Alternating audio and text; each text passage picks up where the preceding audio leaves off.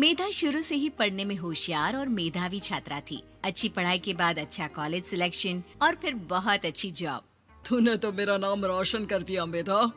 अरे लेकिन ये जो काम करने का तरीका है ना, इसे बदल ले।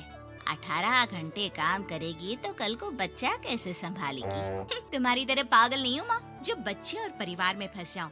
मैं तो जिंदगी खुल कर जीऊंगी। सब कहने की बात होती है बेटा, अपने बच्चे का सुख हर कोई चाहता है। वक्त बीतता है और मेधा की शादी हो जाती है।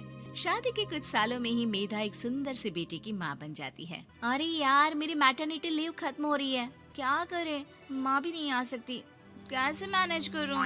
ऐसा करते हैं, इसके लिए एक केयर टेकर रख लेते हैं, वो देखा करेगी इसे। मेधा को पति की बात जंच जाती है और वो केयर टेकर की तलाश शुरू कर देती है। एक दिन उन लोगों के घर एक महिला आती है जो दिखने में पढ़ी लिखी लगती है। जी, क्या काम है आपको? मैम, मेरा नाम स्नेहा है। आपका एड देखा केयर टेकर का, क्या मैं आपके यहाँ काम कर सकती हूँ? हाँ, क्यों नहीं, लेकिन आप तो अच्छे घर की लगती हैं, फिर नौकरी क्यों? दरअसल मेरे ससुराल वालों ने मुझे घर से निकाल दिया क्योंकि मैं माँ नहीं बन सकती और माता पिता भी नहीं है इस दुनिया में। तो अरे अरे, कोई बात नहीं, तुम लक्ष्य को ही अपना बच्चा समझो और यहीं रहना, और किसी भी चीज की जरूरत हो ना तो बता देना। नेहा खुशी खुशी लक्ष्य को संभालने लगती है। रात को जब मेधा घर पर आती है, अरे क्या बात है स्नेहा, तुमने खाना नहीं खाया क्या?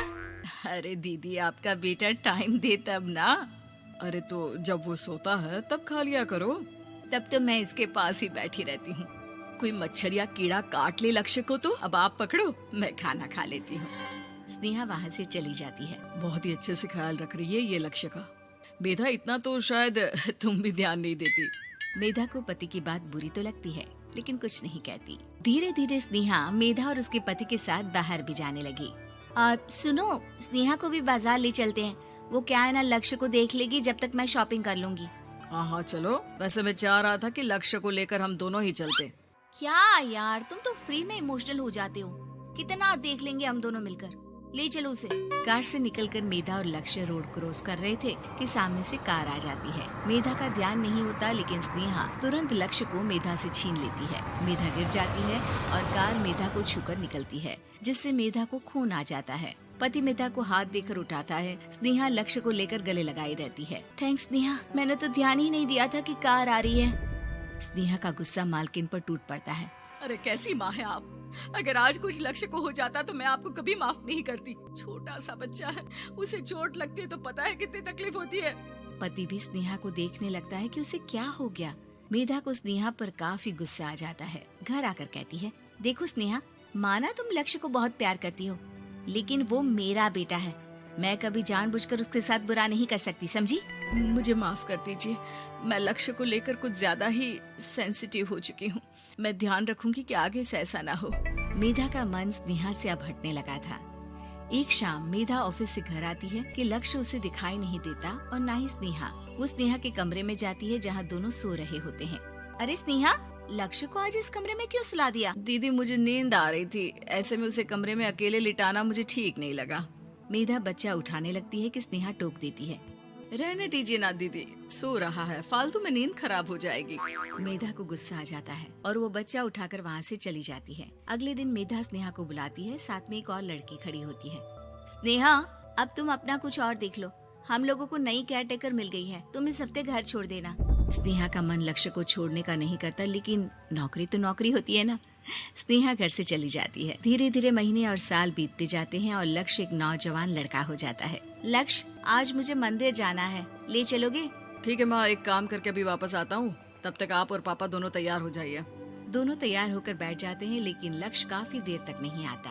अरे मेधा, फोन तो करो लक्ष्य को, देखो क्या हो गया उसे। मेधा फोन करती है तो पता चलता है कि लक्ष्य का एक्सीडेंट हो गया है और वो सिटी अस्पताल में है। जल्दी चलिए, पता नहीं कैसा होगा मेरा बेटा। अरे चिंता ना करो, सब ठीक होगा, मैं अभी कार निकालता हूँ। दोनों मियाँ बीवी अस्पताल पहुँचते हैं, जहाँ वो लोग देखते हैं कि लक्ष्य बिस्तर पर पड़ा होता है। एक महिला इन्हें यहाँ लेकर आई है, वो वहाँ बैठी है, लेकिन फिलहाल तो आप लोगों को इनके लिए किडनी का प्रबंध करना होगा। एक्सीडेंट में इसकी किडनी डैमेज हो गई है। मेरी ले लीजिए डॉक्टर साहब, मेरे बेटे को बचा लीजिए। नहीं नहीं, आप माँ हैं, आपकी नहीं ले सकते, पिता की भी नहीं। आप किसी रिलेटिव या दोस्त से पता कर लें और हाँ थोड़ा जल्दी करें क्योंकि देर होने से मामला बिगड़ सकता है। मेधा बैठकर रोने लगती है कि वहाँ डॉक्टर आ जाते हैं। जिस औरत ने आपके बेटे को यहाँ भर्ती कराया था वो अपनी किडनी आपके बेटे को देना चाहती है। हाँ? कौन है वो? कहाँ है वो? तभी वहाँ स्नेहा आ जाती है। स्नेहा तुम? मैं लक्ष्य को पहचान नहीं पाई थी, लेकिन आप लोगों को देखकर समझ गई कि ये लक्ष्य है, इसलिए वापस आ गई। मैं अपनी किडनी आपके बेटे को देना चाहती हूँ। मेरी अपनी तो कोई औलाद नहीं, लेकिन लक्ष्य में मैंने हमेशा अपना बच्चा देखा। तुम धन्य हो स्नेहा, जो इतने साल में भी लक्ष्य को भूल नहीं पाई। सही मामले में तो वो तुम्हारा ही बच्चा होगा, क्योंकि जन्म भले ही मैंने दिया हो, लेकिन आज तुम उसकी जिंदगी बचा रही हो।